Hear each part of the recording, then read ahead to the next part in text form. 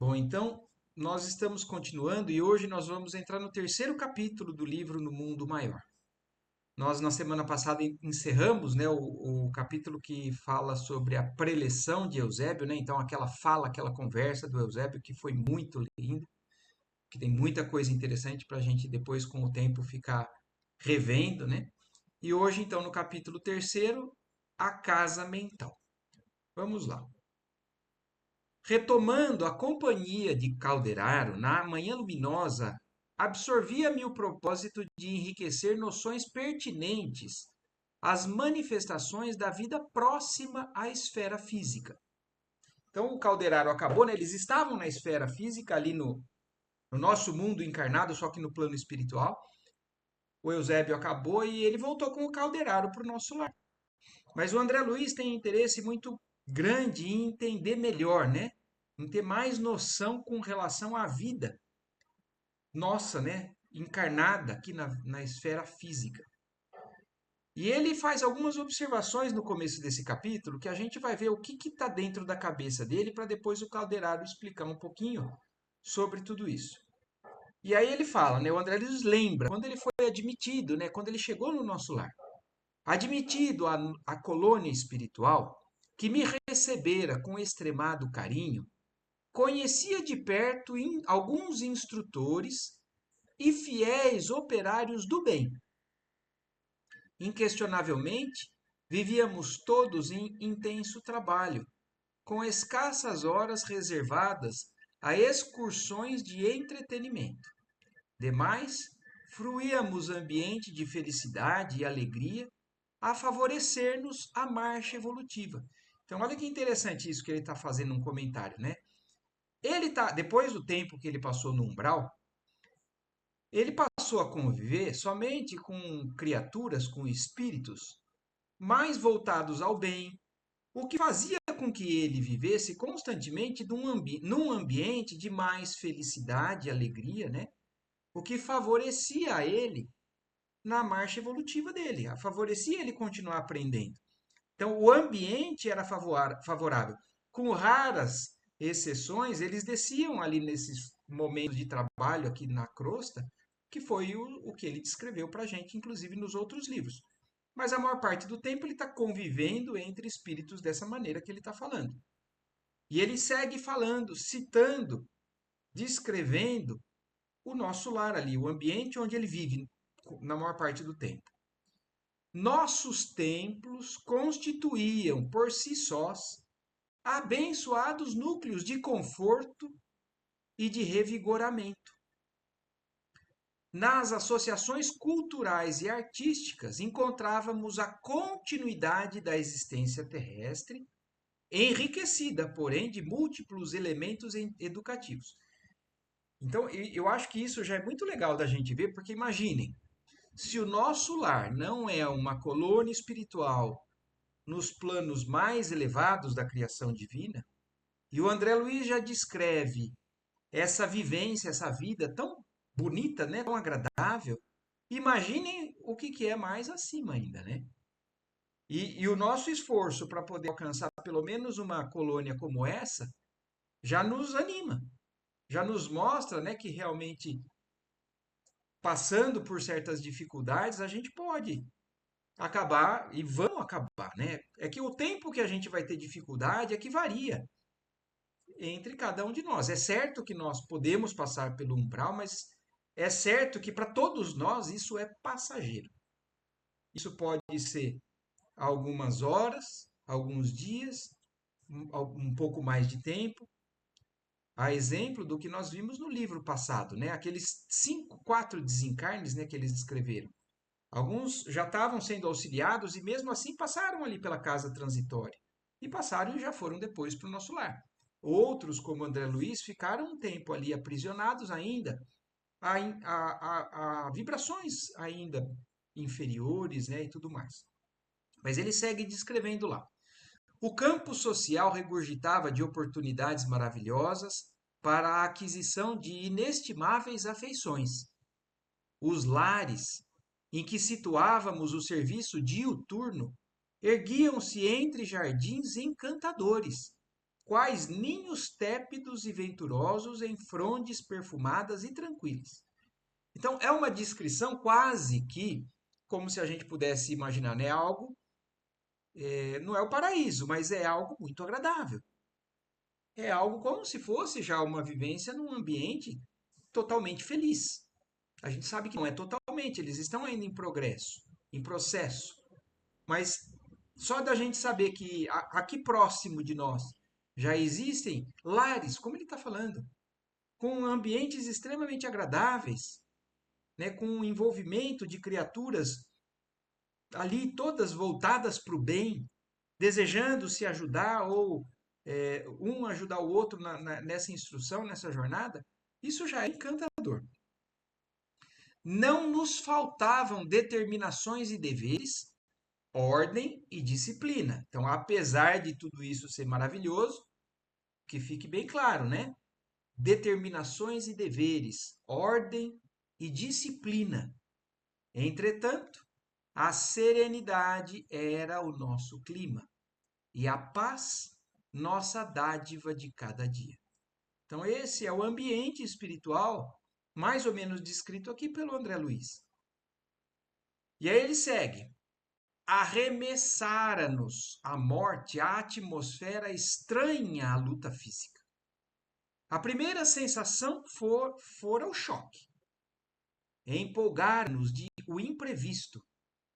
Continuávamos vivendo apenas sem a máquina fisiológica, mas as novas condições de existência não significavam subtração da oportunidade de evolver. Então, não mudava muito. É só o corpo que tinha ficado para trás.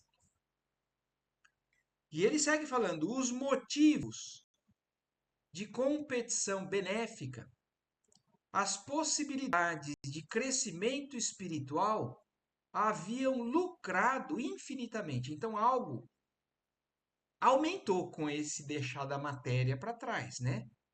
O crescimento espiritual e uma competição que, na verdade, é benéfica, não é aquela competição que quer rebaixar, destruir ou menosprezar o outro. Mas é uma competição de ver quem consegue avançar e isso ser um estímulo para os outros, né? Podíamos recorrer aos poderes superiores, entreter relações edificantes, tecer esperanças e sonhos de amor, projetar experiências mais elevadas no setor reencarnacionista, aprimorando-nos no trabalho e no estudo e dilatando a capacidade de servir. Então, tudo que a gente imagina que é possível ou que a gente tem aqui, almeja aqui na Terra, vocês veem que isso continua do lado de lá. Continuamos a elaborar esperanças, fazer projetos, traçar novas encarnações, continuar querendo aprender, a trabalhar, a servir. Então, isso continua do lado de lá. Em suma, a passagem pelo sepulcro conduzira-nos a uma vida melhor. Mas e os milhões que transpunham o estreito limiar da morte, permanecendo apegados à crosta da terra? Então, qual que é a reflexão do André Luiz? Ele está observando que eles vivem num ambiente agradável. Mas o que ele, assim, a fase que ele passou no umbral ficou para trás. E aí, já há algum tempo, ele está vivenciando nesse clima. E então, ele está querendo voltar a entender, ou agora que ele já tem uma compreensão mais elevada, condições melhores, ele está querendo voltar um pouquinho para trás e observar e tentar entender como é que essas almas ficam presas no umbral.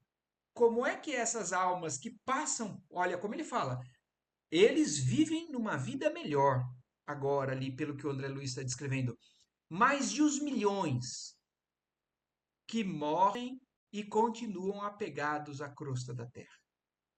Como é que é? Como é que funciona? Por que que isso se dá exatamente?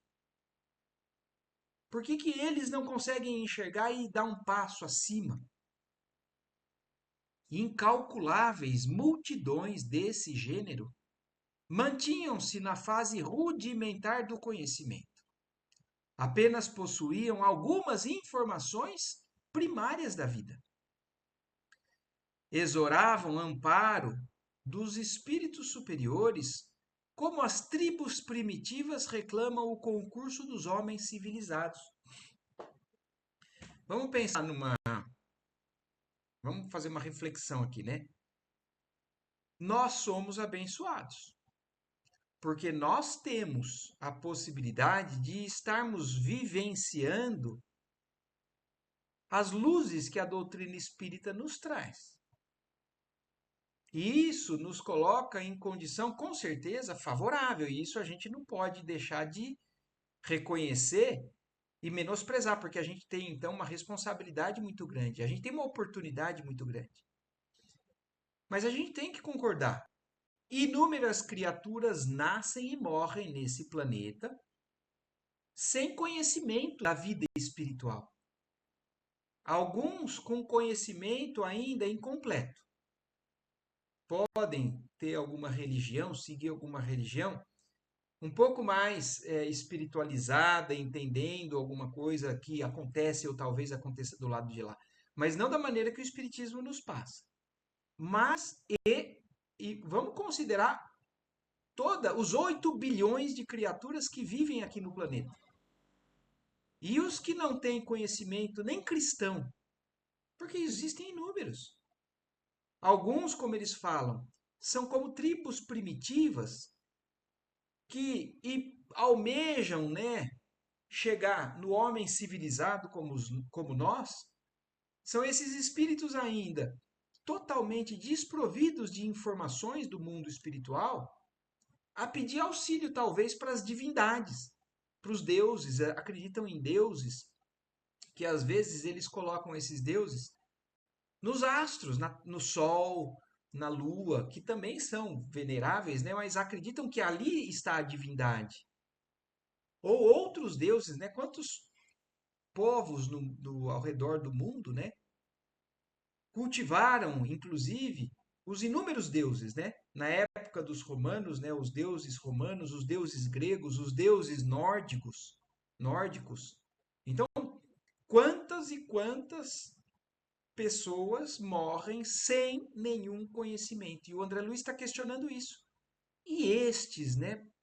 Como é que é a vida deles depois da morte, depois do desencarne? Precisavam de desenvolver faculdades como as crianças de crescer. Não permaneciam chumbadas à esfera carnal por maldade. Então, olha que interessante essa observação do André Luiz.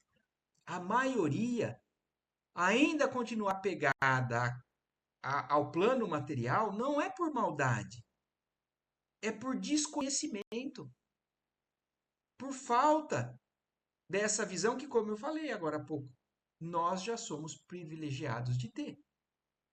Então não permaneciam chumbadas à esfera carnal por maldade, senão que se demoravam hesitantes no chão terreno, como os pequeninos descendentes dos homens se conchegam ao seio materno.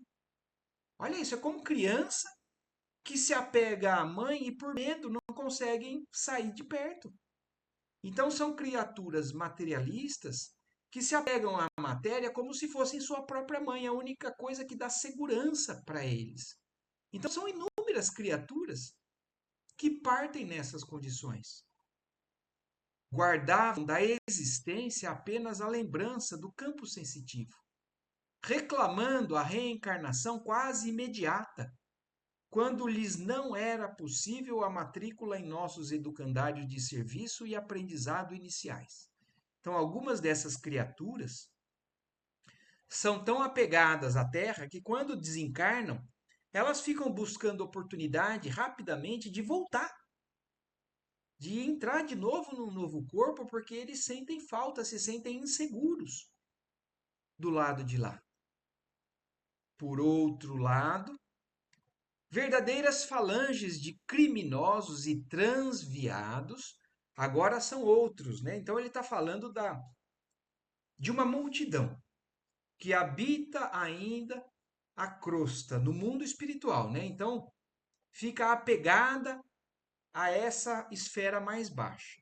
Ele falou, uma grande quantidade é por desconhecimento, é por ainda ser um espírito muito no início da jornada e que não entendem, não tem condições, como uma criança não tem condições de entender a matéria que é dada nos anos mais avançados, na faculdade e tudo mais, esses espíritos, como criança, enxergam a Terra como a única fonte segura. Agora ele está começando a citar uma outra parcela desses espíritos que continuam aqui apegados. Por outro lado, verdadeiras falanges de criminosos e transviados agitavam-se, não longe de nós, depois de haverem transposto as fronteiras do túmulo. Consumiam, por vezes, inúmeros anos entre a revolta e a desesperação. Então, olha aqui, aí são os exemplos daqueles que já têm um pouco de conhecimento da vida que segue do lado de lá, da vida no mundo espiritual, mas tem um conceito errado. Ainda acreditam naquilo que também nós vimos em inúmeros casos nos capítulos, nos livros anteriores que nós estudamos. Eram criaturas que entenderam a religião de maneira equivocada. Entenderam a religião achando que não se modificando internamente, mas fazendo algo como se fosse para comprar uma condição melhor do lado de lá, acharam que conseguiriam. E dessa maneira, quando partem, porque não são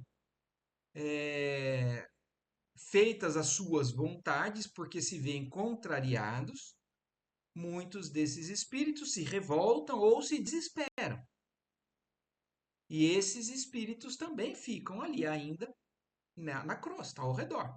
Mas são, como ele fala, falanges de criminosos e transviados. Então, espíritos que se revoltaram porque pensaram que era diferente. E por isso também ficam nesse mesmo estágio. Boa noite, Donato. Tudo bem? Nós começamos um pouquinho aqui, depois você pega o início aí se você quiser. Que esse capítulo é muito interessante. Boa noite. Então, estes espíritos revoltados e desesperados, também habitando esse ambiente, né, esse padrão vibratório mais baixo, personificando hórridos gênios da sombra, como ocorre nos círculos terrenos com os delinquentes contumazes, segregados da sociedade sadia. Então, da mesma maneira, então, olha a comparação que ele faz para a gente entender. Da mesma maneira que nós conhecemos algumas pessoas aqui encarnadas que se revoltam ou que são mal intencionadas e se voltam contra o caminho do bem, o caminho das leis divinas e procuram fazer da sua maneira. Procuram fazer impondo para conquistar, impondo, né, matando, roubando, às vezes traindo, às vezes enganando. Então, da mesma maneira, e alguns chegando a graus assim muito avançados desse desequilíbrio, né? Então, da mesma maneira que nós vemos aqui estes criminosos muito desviados, né, da moral, da boa conduta, do lado de lá da mesma maneira. Mas sempre terminavam a corrida louca nos desvãos escuros do remorso e do sofrimento, penitenciando-se por fim de suas perversidades. Então, ele mostrou vários exemplos, né, de motivos, de espíritos que ainda não conseguem avançar. Mas o final dessa linha de raciocínio dele é maravilhoso.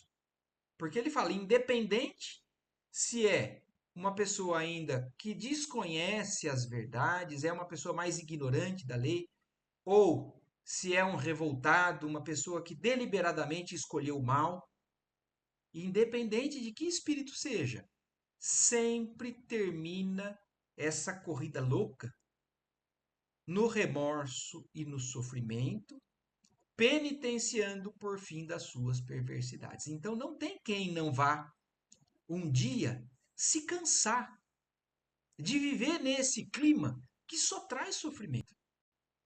Pode até por algum tempo achar que está reinando, né? Que está dominando, que está conquistando.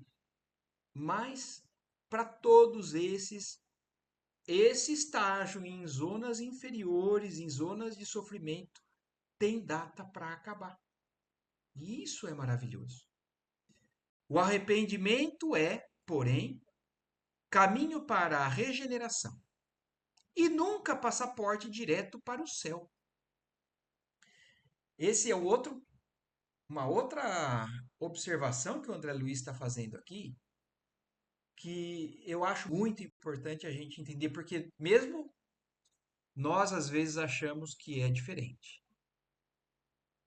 Porque nós, na maioria das vezes, a gente acha que a gente está no caminho certo. A gente acha que a gente não está tão errado. Por isso que na nossa cegueira a gente continua ainda muitas vezes não avançando, continuando estacionado naquilo achando que está tudo bem.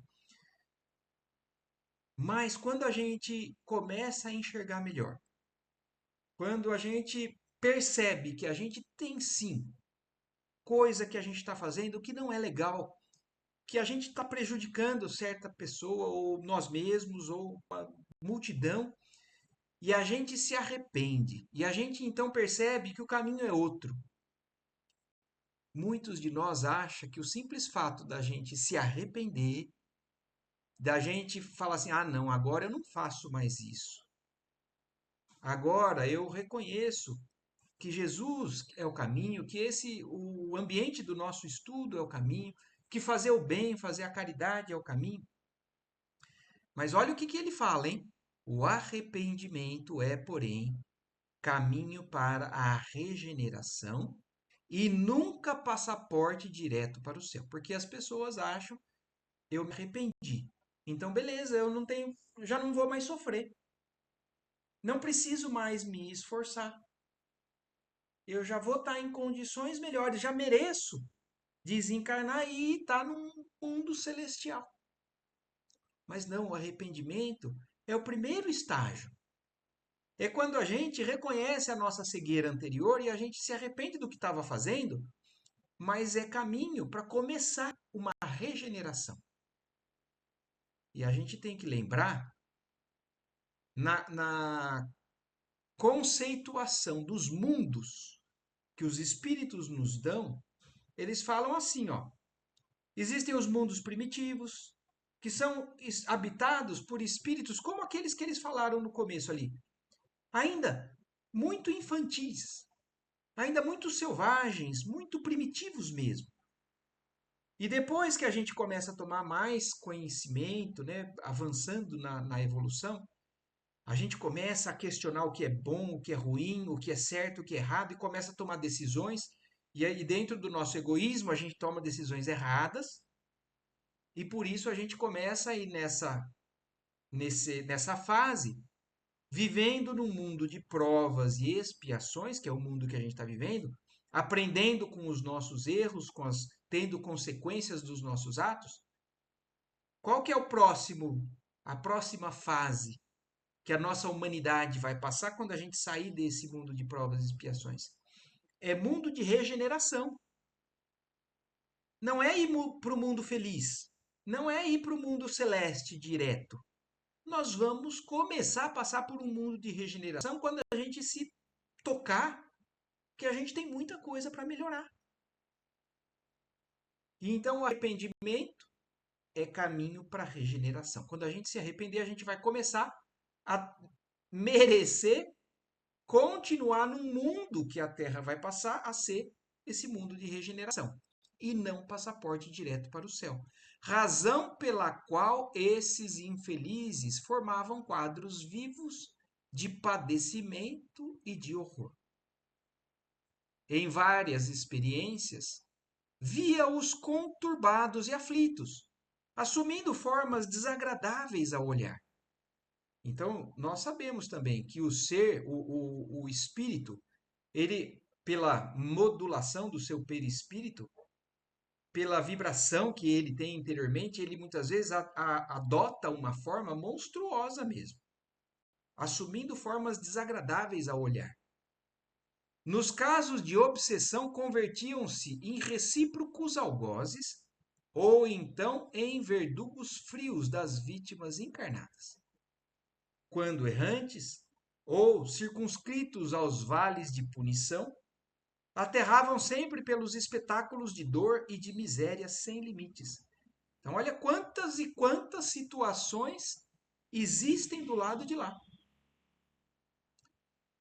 Então, vocês percebem, vocês conseguem entender o que é esse quadro de revolta que faz com que esses espíritos comecem a fazer a maldade porque acham que então foram enganados? Principalmente nessa questão da promessa de ir para um mundo celestial. Nós estamos aqui estudando e muitos de nós não sabíamos. Falam assim: eu achei que se eu vivesse uma vida mais correta, mais alinhada, sem cometer nenhum crime, eu já não precisaria mais reencarnar. Isso é um conceito errado. E a hora que a gente então percebe que nós temos ainda muito que avançar, se o espírito é revoltado ou teimoso, ele fala assim: não é possível que não... isso eu não quero, eu não concordo. E aí a revolta faz com que comece a se desviar e a atrasar cada vez mais a habitar esses mundos mais agradáveis, como que o André Luiz começou descrevendo o próprio nosso lar como um ambiente extremamente agradável para ele. No entanto, era forçoso convir eles, os desventurados, e nós outros, que continuávamos trabalhando em ritmo normal, atravessáramos portas idênticas. Então aí o André Luiz está questionando agora justamente isso. Ele está querendo entender aonde que está a linha divisória que faz com que alguns espíritos estejam em condições melhores, continuando a trabalhar num ritmo normal, ou os desventurados que ficam ali apegados à cruz. Porque todos atravessaram a mesma porta. A porta da morte, a porta do desencarne, do sepulcro. Deixaram o corpo para trás, o corpo foi enterrado e a alma saiu pela mesma porta que parte, que faz com que eles partam ou que nós um dia iremos partir também para o mundo espiritual. Ele segue refletindo, né? Talvez, em muitos casos, houvéssemos abandonado o invólucro material sob o assédio de doenças análogas. Então, alguns de nós partimos, né? Às vezes pelo mesmo tipo de desencarne, por exemplo. Eu morri porque naquela época, por exemplo, era muito comum morrer de tuberculose, por exemplo. Então, vários morriam de tuberculose. Então, partiram pela mesma porta, pela mesma doença, sofreram da mesma maneira. Isso considerando e por desejar conhecer a divina lei, que não concede paraísos de favor, nem estabelece infernos eternais, confrangia-me o contemplar as imensas fileiras de infortunados. Então, o que o André Luiz está considerando é isso. Já que ele já entende, ele já comprovou isso. E nós já entendemos. Não existe ir para o paraíso só por ter alguém que me fez um favor, que me deve um favor. E não existe ser condenado eternamente para o inferno. Mas ele está querendo saber por que essas imensas fileiras, esses milhares de espíritos, ainda continuam sofrendo depois do desencarne. Efetivamente, identificara numerosos deles em câmaras retificadoras, através de múltiplas instituições de beneficência. Todavia, esses, situados na zona de amparo fraterno, apresentavam a seu favor sintomas de melhora quanto ao reconhecimento das próprias falhas. Olha aqui, ó. Olhem como é fundamental nós reconhecermos os nossos pontos falhos, frágeis, os nossos pontos sombrios. Porque ele está falando, era um sinal comum entre todos os que ele viam nas câmaras retificadoras, o desejo de avançar, mas que já conhece, já reconhece as próprias falhas. Então, aquilo, né? O arrependimento como sendo o início de uma fase de regeneração. Ou aos créditos espirituais de que gozavam, mercê de certas forças intercessoras. Então, alguns ainda não reconheciam totalmente as suas próprias falhas, mas tinham mérito pelo bem que fizeram, ou pelo carinho muito grande que muitas criaturas tinham por ele. Então, de alguma maneira, cultivaram, né, o bem ou o convívio, o amor de certas criaturas que intercederam por eles. E aí o André Luiz está falando agora, então não estamos falando exatamente deles, desses que já começaram esse movimento e saíram da zona, da crosta, e começaram a retificação. Os infelizes a que aludimos provinham, porém, de outras origens. Eram os ignorantes, os revoltados, os perturbadores e os impenitentes. Aqueles que não se reconhecem como errados, de alma impermeável às advertências edificantes. Os enfatuados e os vaidosos dos mais vários matizes, perseverantes no mal, dissipadores da energia anímica em atitudes perversas diante da vida. Então, é sobre estes que o André Luiz está refletindo. É sobre essas almas ainda endurecidas, que não acham que tem que melhorar, que não se reconhecem como criaturas que têm errado, que são orgulhosos, vaidosos, que não carregam a primeira das virtudes que Jesus pede, né, no bem-aventurados os pobres de espírito, quer dizer, os humildes, aqueles que se reconhecem ainda pequenos espiritualmente. E aí o André Luiz segue falando destes perversos. Meu contato com eles em diversas ocasiões fora simples encontro fortuito, sem maior significação para meu esclarecimento. Então, todos os casos que ele relatou até agora foram principalmente daqueles que estavam sendo ajudados, que tinham já uma sensibilidade ou um princípio de incômodo nesse mal e que queriam fazer uma jornada diferente. Mas e estes que não querem? Que foram aqueles que ele teve um encontro muito breve.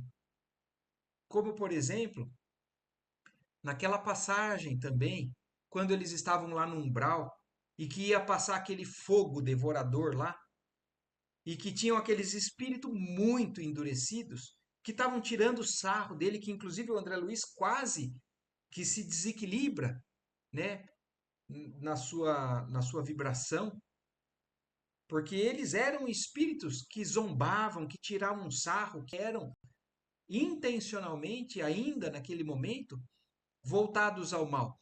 E ele teve aquele contato e depois voltou para o ambiente mais agradável, para o contato com aqueles que queriam melhorar. E então é disso que o André Luiz está falando. E esses espíritos endurecidos, para onde eles vão?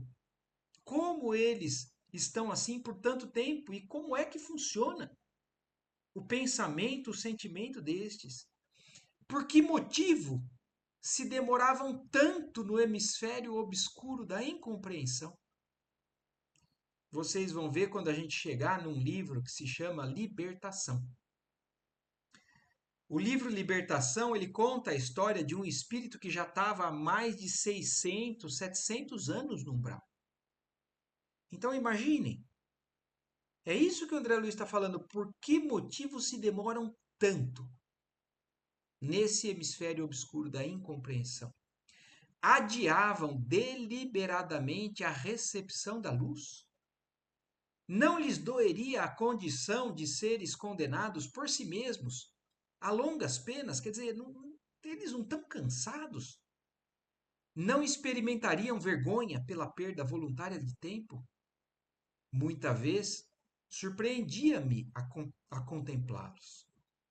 Os traços fisionômicos de muitos desses desventurados pareciam monstruoso desenho, como a gente falou ali atrás, né? Alguns tinham forma monstruosa mesmo, como a gente tem a descrição, né, nas mitologias ou nos filmes de terror, nas ideias, né, do demônio, do diabo. São espíritos endurecidos que adquirem essa forma monstruosa. E o André Luiz, quando olhava para eles, ele olhava questionando isso. Será que eles não estão cansados? Será que eles não têm vergonha do tempo perdido nessa condição?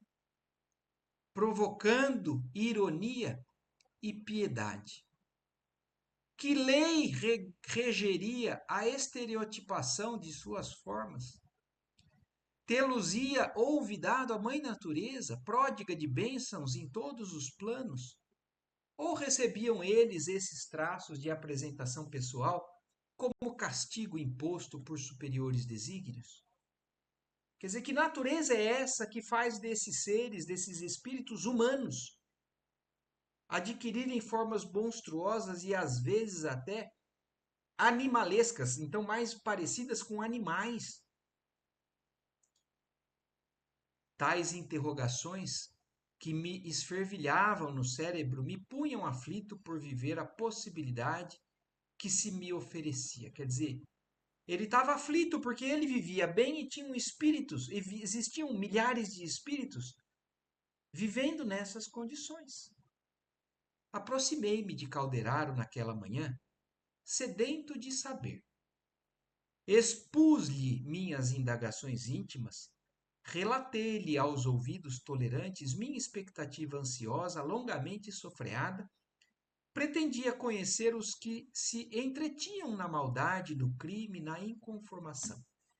Então, o desejo do André Luiz é conhecer melhor esses espíritos que muitos de nós aqui encarnados, às vezes, ainda também por não estarmos tão alinhados ao amor divino, às vezes a gente repudia espíritos desse grau de criminalidade, de maldade, esses monstros que às vezes fazem barbaridades na sociedade, matanças, né, de crianças, de entra numa escola e atira, mata inúmeras crianças.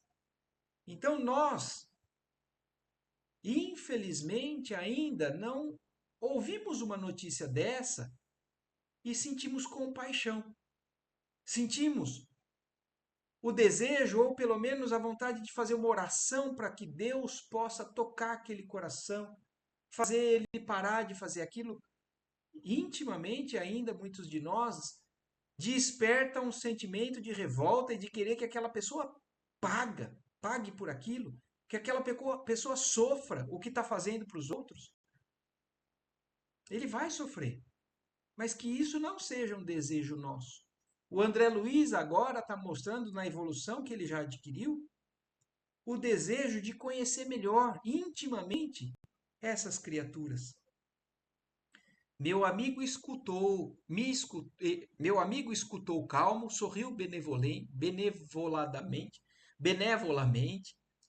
e começou por esclarecer. Antes de mais nada, André, modifiquemos o conceito. Olha o que o Calderaro começa, porque o André Luiz está querendo conhecer melhor, mas ele está falando de espíritos que são malvados, criminosos, inconformados.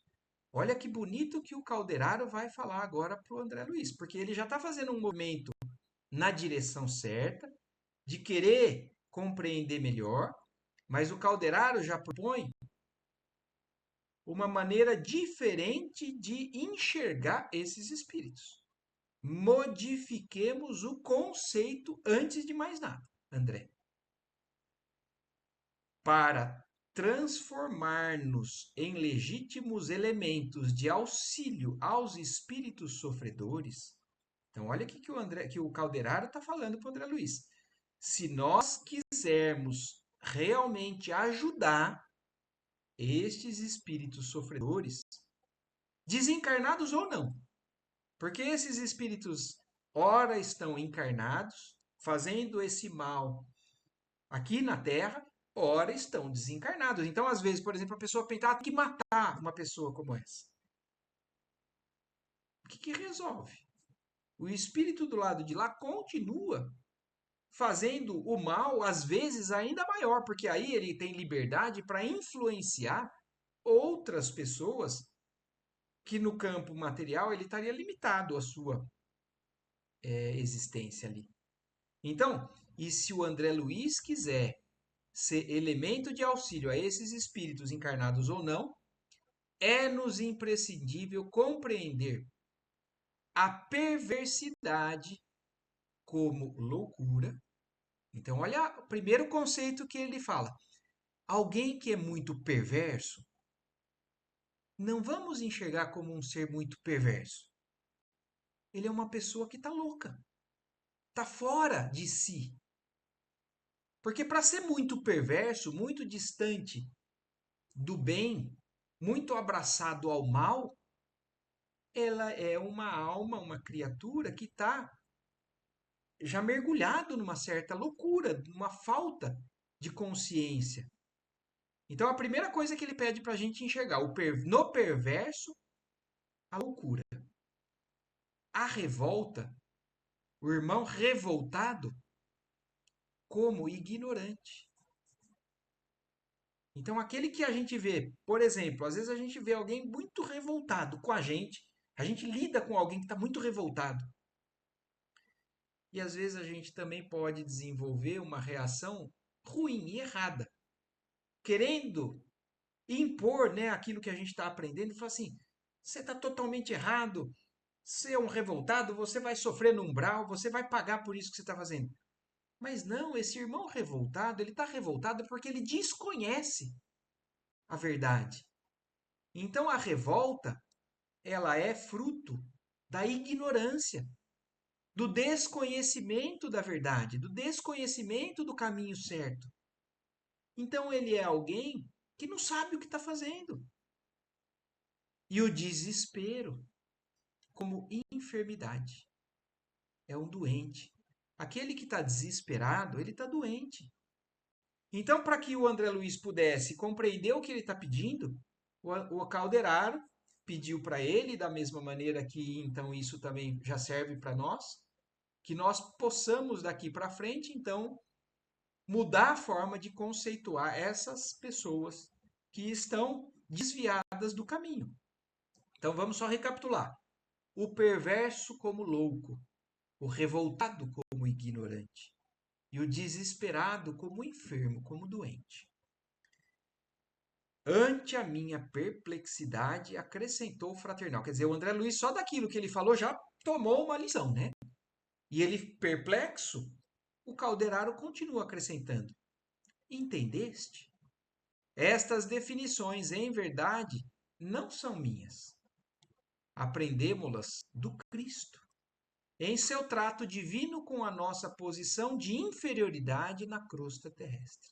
Então imaginem, se ele, o André Luiz, se sente um pouco superior e está enxergando esses que estão para trás dessa maneira, imaginem o Cristo, que já está muito além. E olhando para nós, também ainda fazendo as barbaridades que a gente faz. Ele enxerga-nos com esse carinho, né? Entendendo que muitas vezes a nossa revolta faz parte da nossa ignorância, o nosso desespero é um momento de adoecimento. Então, o Cristo é quem ensinou isso que o Calderaro está falando. E aí o André Luiz, né, julguei que o instrutor se estendesse em longa exposição verbalista relativa ao assunto, trazendo referências preciosas e comentando experiências pessoais. Então, o André Luiz achou que com isso que o Calderaro falou, depois iria vir uma longa conversa. Nada disso. Calderaro informou-me simplesmente. A cegueira do espírito é fruto da espessa ignorância em manifestações primárias ou do obnubilamento da razão nos estados de aviltamento do ser. Então, a ignorância faz parte da nossa infância. A criança ainda não passou por vários assuntos que a escola nos traz, né? E quando a gente está com a nossa razão ainda vendada, nós não conseguimos enxergar tudo isso. Então, essa cegueira do espírito, ela vem desse desconhecimento e dessas várias cascas que ainda nós temos por cima dos nossos olhos. Nosso interesse no socorro à mente desequilibrada é analisar esse último aspecto da sombra que pesa sobre as almas. Então, o que está vendando a criatura? É dessa maneira que eles procuram ajudar as mentes desequilibradas, analisando esse último aspecto, o que ela ainda desconhece, ou o que está impedindo ela de enxergar, o que está na frente, o que está tampando a visão dela. Assim sendo, faz-se mister saberes alguma coisa da loucura no âmbito da civilização. Para isso convém estudarmos, mais detidamente, o cérebro do homem encarnado e do homem desencarnado em posição desarmônica, por situarmos aí o órgão de manifestação da atividade espiritual. Então, olha aí que entra aquilo que eu comentei no início. Nós, nesse capítulo, esse capítulo se chama A Casa Mental. Nesse capítulo, o Calderaro, para nos ajudar a entender melhor esses estágios inferiores de algumas criaturas ou de nós mesmos, fala que nós temos que entender melhor o funcionamento do cérebro encarnado e do homem desencarnado também, que também tem a sua zona de organização, né? De concentração da atividade do pensamento. Então, como é que isso funciona?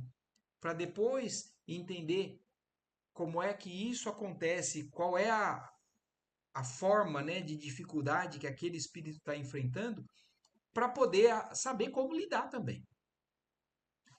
E aí, então, ele fala sobre isso, que então é necessário entender melhor o funcionamento do cérebro, do pensamento. Desejaria continuar ouvindo-o nas explicações claras e convincentes, ali fluírem dos lábios. Mas Calderaro silenciou para afirmar, passados alguns instantes. Não disponho de muito tempo para discretear de matéria estranha aos meus serviços.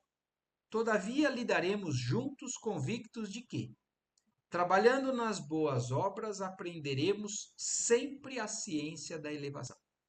Então, o Calderaro fala que naquele momento, né, eles não têm tempo para aquilo, até para poder lidar com algo que é um pouco ainda não totalmente do domínio do próprio Calderaro, mas que ele acredita que os dois trabalhando juntos vão conseguir chegar nessa compreensão maior.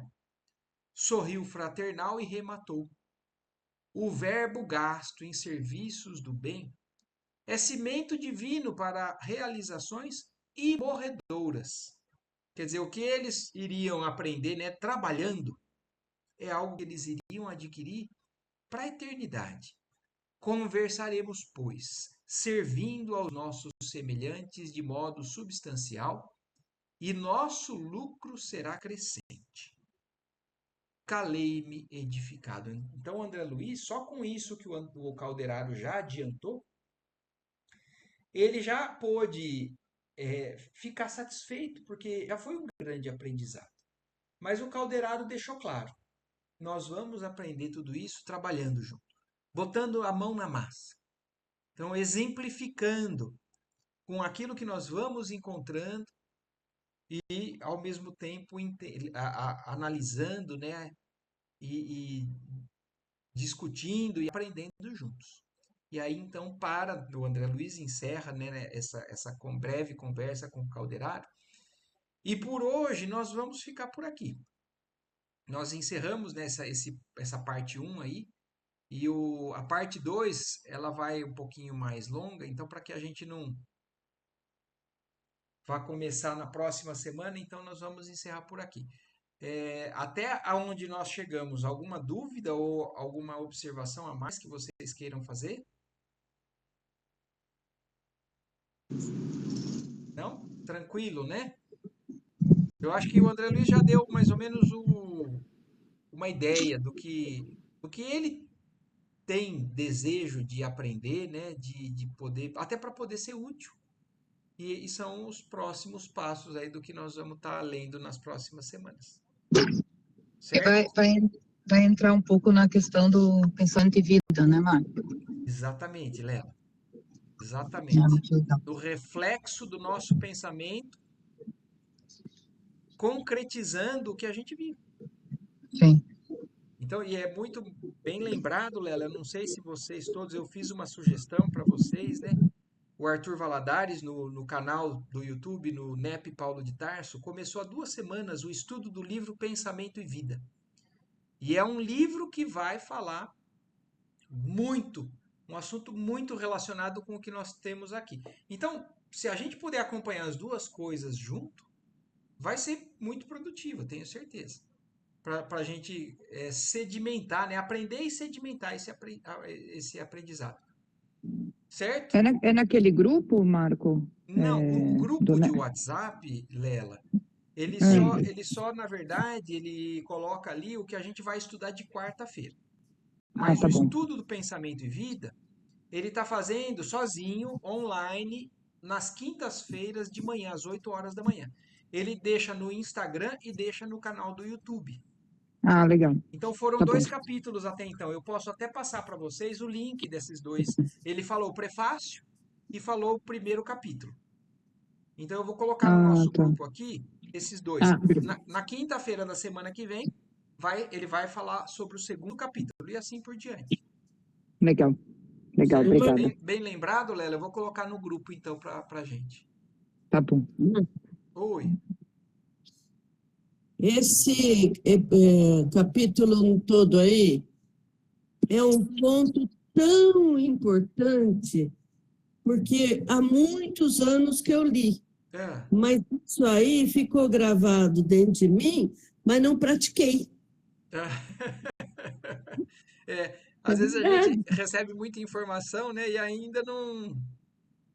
Mas então, Não, mas isso chegou, então agora é o momento de relermos. exatamente. Eu falo que são esses momentos que eu começo a pensar nas coisas e falo, erro que eu já fiz, vamos corrigir. Todos Buscando cada vez corrigindo. cada vez mais, cada vez mais. E aí, como a gente também falou no começo do capítulo, né? Nós somos abençoados de ter Muito. o conhecimento, a possibilidade de informação que a gente tem. Muita gente, muitas pessoas passam a vida inteira e ainda não chegaram nesse ponto.